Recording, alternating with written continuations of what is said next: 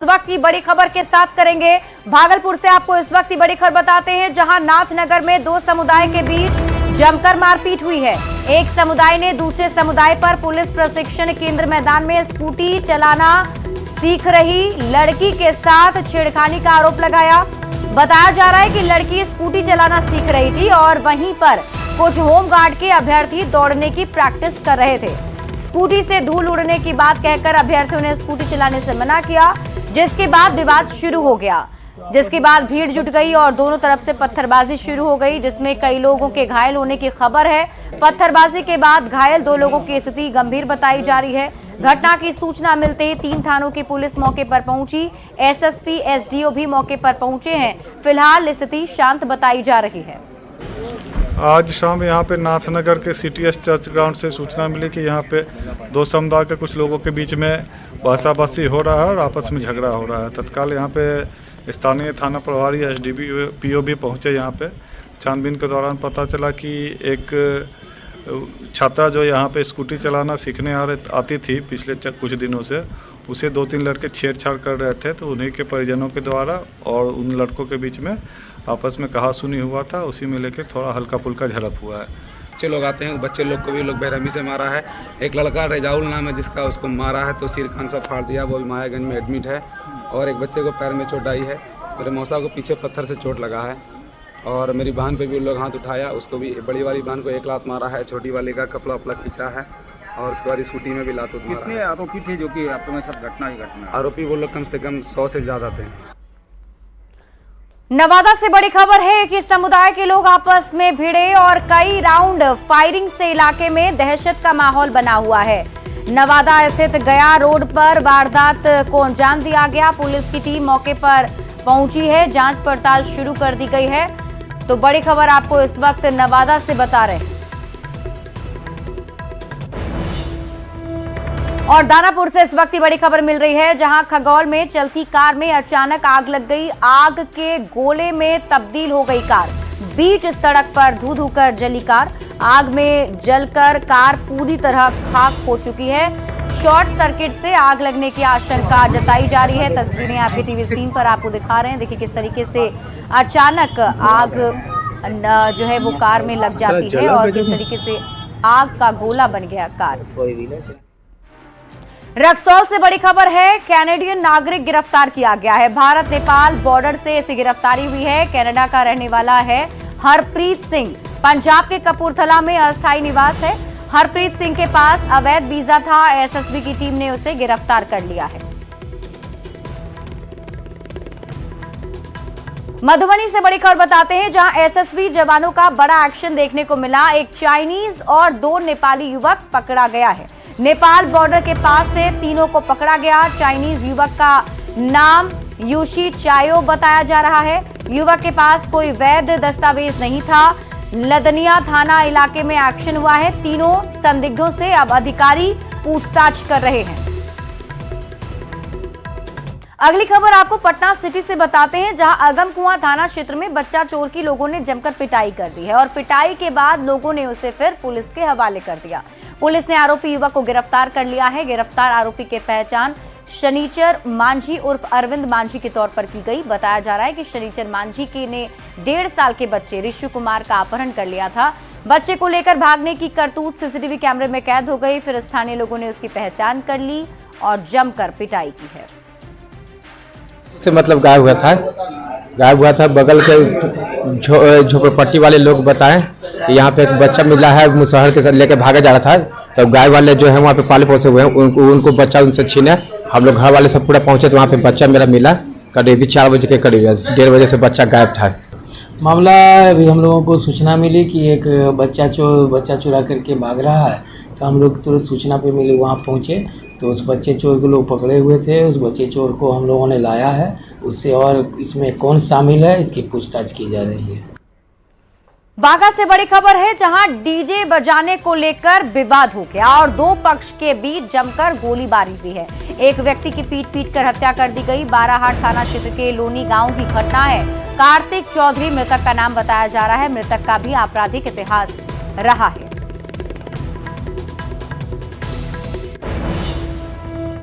सीतामढ़ी के सदर अस्पताल में पिछले 36 घंटे से जीएनएम आशीष शर्मा का शव पड़ा हुआ है। अब तक शव का पोस्टमार्टम नहीं हुआ। शव के साथ सदर अस्पताल की सैकड़ों नर्सिंग स्टाफ धरने पर बैठी हुई हैं और पूरे मामले की न्यायिक जांच की मांग पर अड़ी हुई है। सदर अस्पताल में हेल्थ सिस्टम ठप हो गया है। धरने पर बैठे नर्सिंग स्टाफ और मृतक के परिजनों ने अस्पताल प्रशासन पर मृतक को प्रताड़ित करने का आरोप लगाया। कर्मियों का आरोप है कि मानसिक प्रताड़ना की वजह से जीएनएम ने सुसाइड कर लिया है। न्याय मिलना चाहिए क्योंकि सही बोल रहे हैं। शादी से पहले वो जब 14-15 को सस्पेंड होने वाला था तो एडमिन में मेरे साथ ही काम कर रहे थे। उनको छुट्टी नहीं मिला जा रहा था। वो आके बार बार मुझे बोलते थे मनीषा जी मैं कैसे जाऊं घर, मुझे जाना है, मुझे छुट्टी नहीं मिल रही है, मुझे पता ही नहीं है क्या काम करना नहीं करना है। मतलब कि होता ना मेंटली टॉर्चर। डिस्ट्रिक्ट मजिस्ट्रेट से निवेदन है, यहाँ के पुलिस अधीक्षक से निवेदन है कि कोई बच्चा अगर ऑन ड्यूटी है, यानी अगर उसको सुसाइड करना होता, पारिवारिक तनाव होता, दोस्तों से कोई तनाव होता या किसी प्रकार की उसकी गलत हरकत होती तो रात के अंधेरे में सुसाइड कर सकता था। लेकिन वो बच्चा सुबह अपनी पत्नी से हंस करके बात करता है, बढ़िया बात करता है। बात करने के बाद में वो खाना पीना खा करके अस्पताल में आता है। अस्पताल में खुशी से अपने मित्रों से बातें करता है। बातें करते हुए उस अपने सिग्नेचर करता है टाइम के।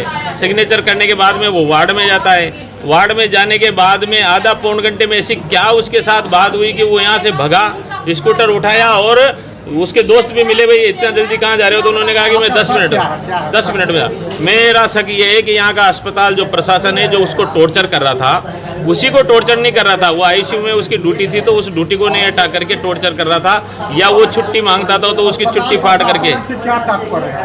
अस्पताल प्रशासन में जो भी नर्सिंग स्टाफ के अलावा जो भी मैनेजमेंट स्टाफ होगा, जो भी इनके ऊपर के अधिकारी होंगे वो है, मैं तो जानता नहीं हूँ, डीएस या जो भी है। डीएस पे तो उसकी पत्नी ने डायरेक्ट बोला है कि डीएस मैडम उसको बहुत परेशान करती थी। इस वक्त मैं मौजूद हूँ सीतामढ़ी सदर अस्पताल में और आपको तस्वीर के जरिए दिखाने की कोशिश करता हूँ कि सदर अस्पताल में गुरुवार को एक घटना हुई थी जिसमें जीएनएम आशीष शर्मा ने काम के प्रेशर को लेकर सुसाइड कर लिया था और उसके बाद से नर्सिंग जो स्टाफ है वो लगातार 100 के साथ धरने पर बैठी हुई है और अस्पताल के जो सारे स्वास्थ्य व्यवस्था है वो पूरी तरीके से ठप है और यहाँ सैकड़ों की तादाद में जो मरीज आ रहे हैं वो वापस लौट रहे हैं और जो भी स्वास्थ्य व्यवस्था की स्थिति है उसको पूरी तरीके से ठप कही जा सकती है। जो स्वास्थ्यकर्मी ने आत्महत्या किया था उसके परिजन यहाँ पर मौजूद है, वो राजस्थान से आए हैं और लगातार इस पूरे मामले की न्यायिक जांच की मांग कर रहे हैं। तो आप तस्वीर के जरिए देख सकते हैं सीतामढ़ी सदर अस्पताल की स्थिति क्या है। सैकड़ों की तादाद में जो नर्सिंग स्टाफ है वो लगातार धरने पर बैठी हुई हैं और उनका कहना है कि जब तक इस मामले की न्यायिक जांच नहीं होगी तब तक किसी भी तरीके का कोई सुनवाई नहीं किया जा सकता है। तो अस्पताल प्रशासन पर कार्रवाई की मांग को लेकर यहाँ पर धरना किया जा रहा है और लोगों का कहना है कि जब तक न्यायिक जांच नहीं होगी और मामले में जो दोषी है उन पर कार्रवाई नहीं होगी तब तक यह आंदोलन लगातार चलता रहेगा। राकेश रंजन, न्यूज़ 18 सीतामढ़ी। और देखिए सीतामढ़ी से बड़ी खबर आपको बता रहे हैं। जीएनएम कर्मी सुसाइड मामले से जुड़ी बड़ी खबर। डीएम के निर्देश पर सिविल सर्जन ने एक्शन लिया है। सदर अस्पताल के स्वास्थ्य प्रबंधक और उपाधीक्षक को तत्काल प्रभाव से हटा दिया गया है। कई लिपिक का भी ट्रांसफर किया गया है। तो बड़ी खबर आपको बता रहे हैं।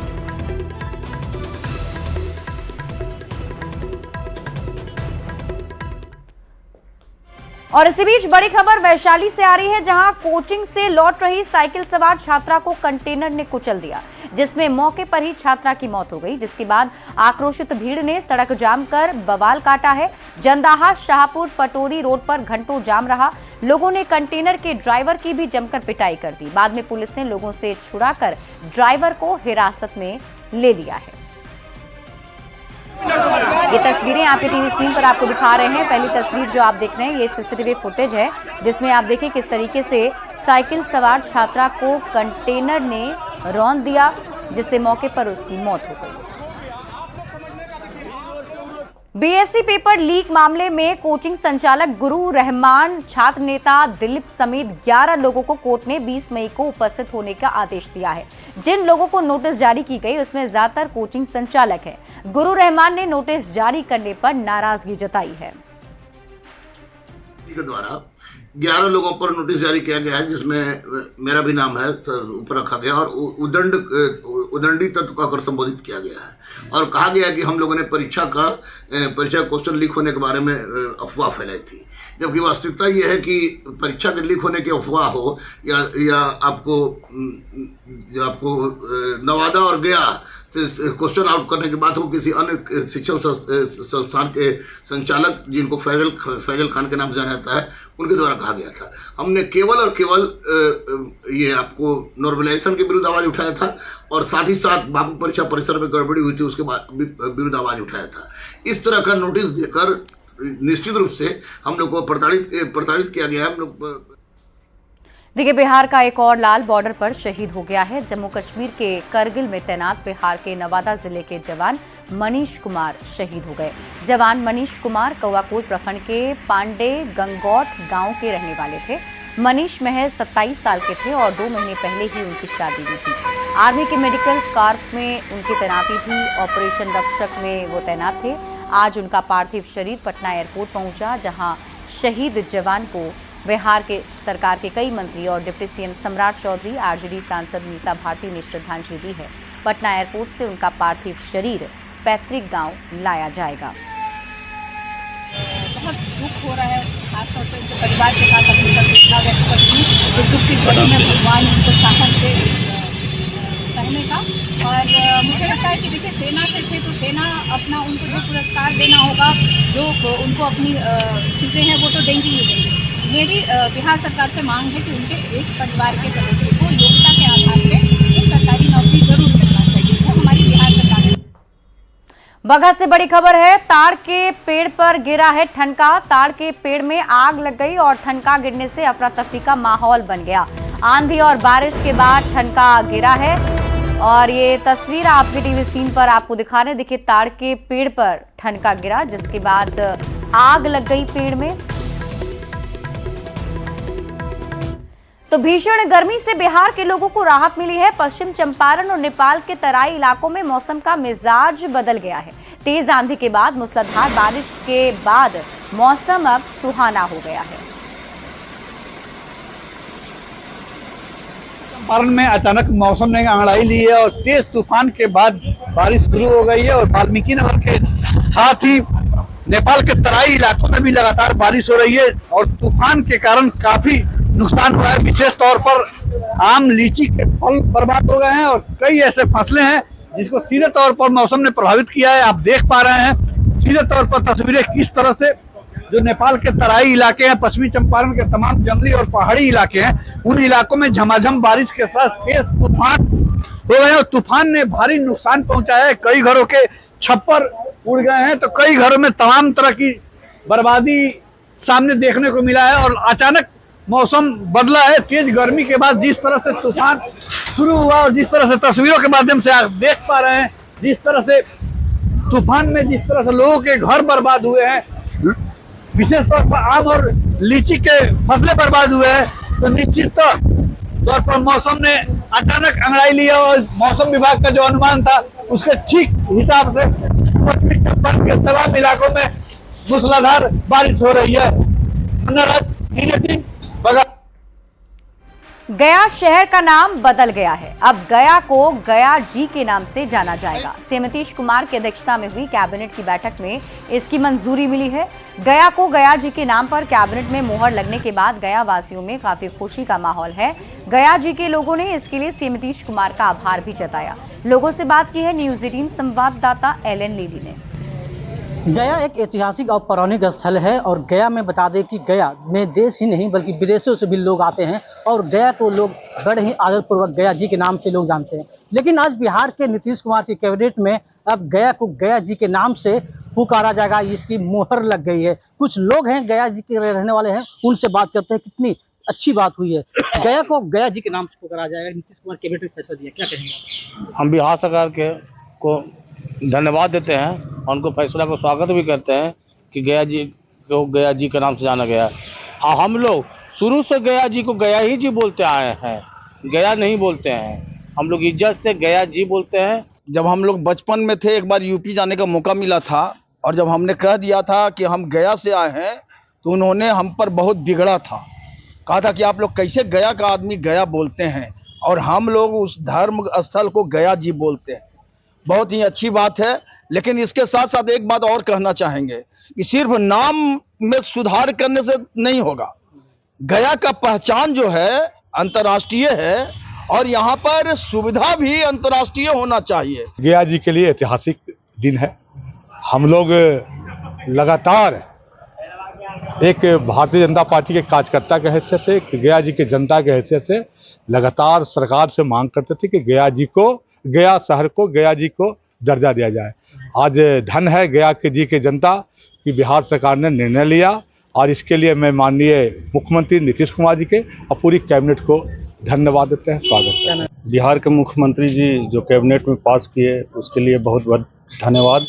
इस नाम से, गया के नाम से बहुत इतना इज्जत लोग बाहर में करते थे कि कहना नहीं। हम लोग भले ही गया बोल देते थे लेकिन बाहर में गया जी के नाम से जाना जाता। देखिए, गया का सौभाग्य है कि अब जो है नीतीश कुमार के द्वारा जो है इस कैबिनेट में मुहर लग गया है। एक तो सब कह सकते हैं कि गया को लोग अब गया जी के नाम से लोग बड़े ही आदरपूर्वक जाना जाएगा। एलन लिली, न्यूज़ 18 गया।